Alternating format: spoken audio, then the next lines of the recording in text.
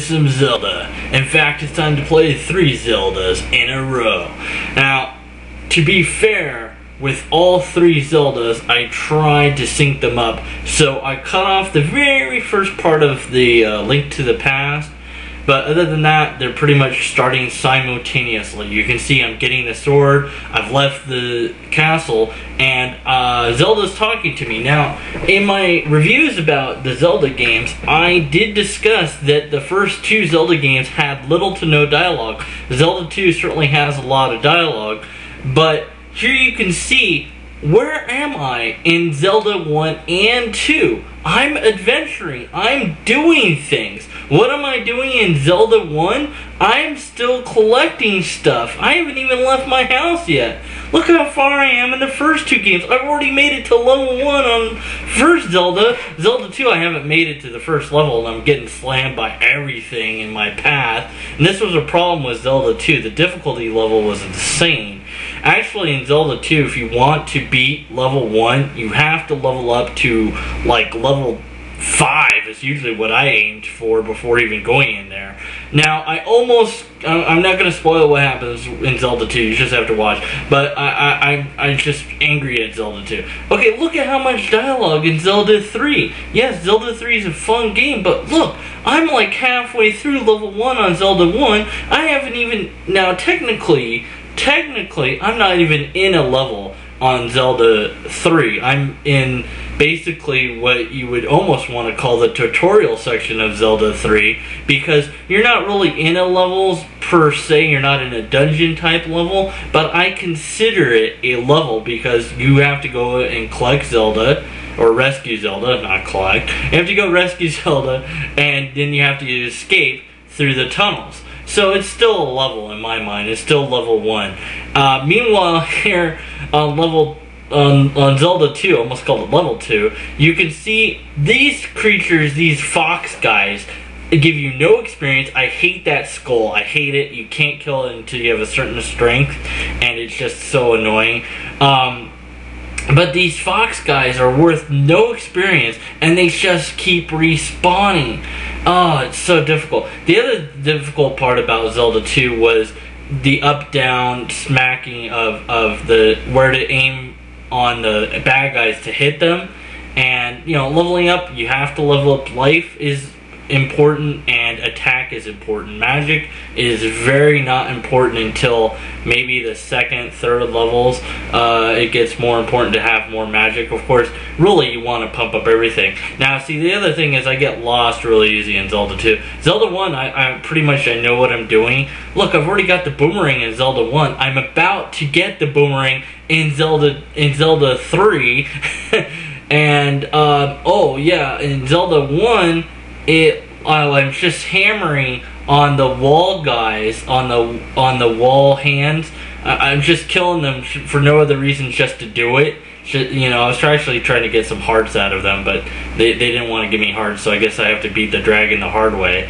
And, you know, this is the other point. Look how, that was simple. I agree with Power Star. That was just so simple to beat the first level of Zelda 1. Meanwhile, I'm not even done on Zelda 2. I'm nowhere near done, and I'm about to beat the boss guy, if you could call him that, in Zelda 3, what you would consider the boss, I guess, of this level.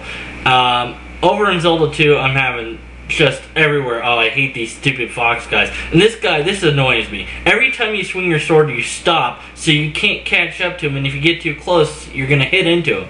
So, yeah, that's what you have to do. Jeez, more dialogue, okay, yeah, I mean, I guess it's necessary, but, you know, it just slows the game down. You can't speed it up, you can't skip it, and it's just kind of tedious. But this is where I run into problems. Here's this guy. You think the Staffo Knight guys are annoying in Zelda 1, try these guys. And look how unfair it is. It just kills me. He doesn't even have to really do that much to kill me. How am I supposed to block this guy? He moves like 10 times faster than I do, and I'm just like all over the place, like up, down, up, down. He doesn't have a consistent pattern. Sometimes he swings down, sometimes he swings up.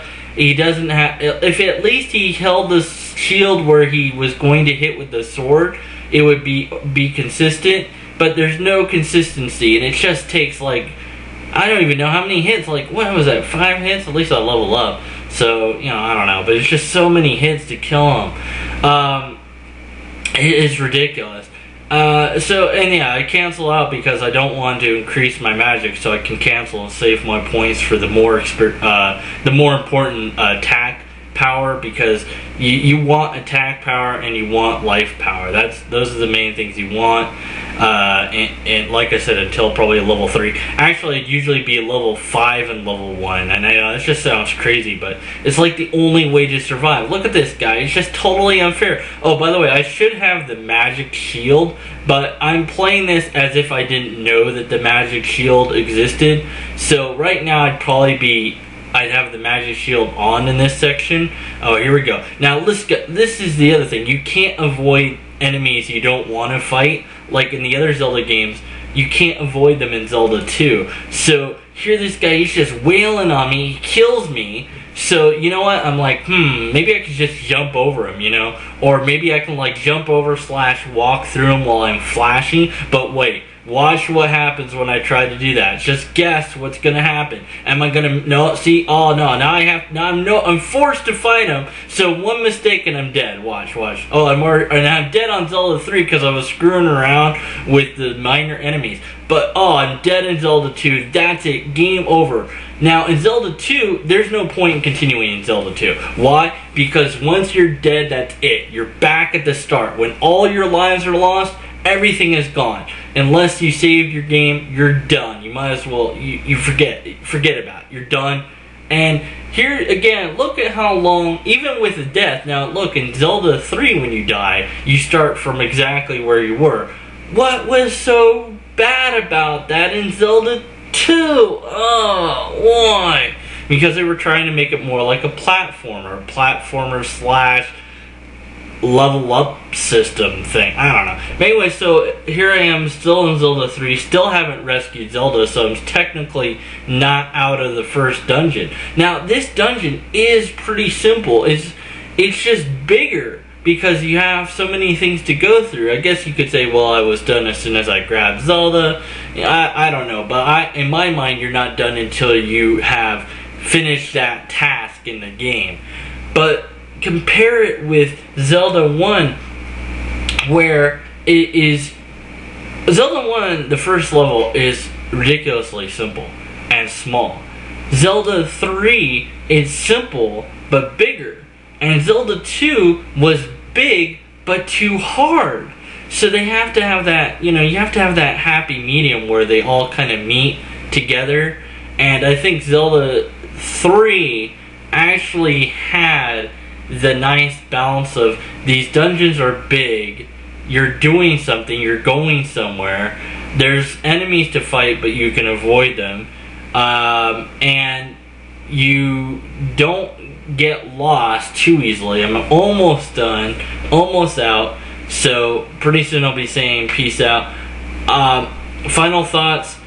Man, if you were gonna play these 3 games all the way to the end, you would beat Zelda 1 first, you would beat Zelda 3 second, and you would finish Zelda 2 last because of the insane amount of leveling you have to do in Zelda 2 to survive. Okay, peace out.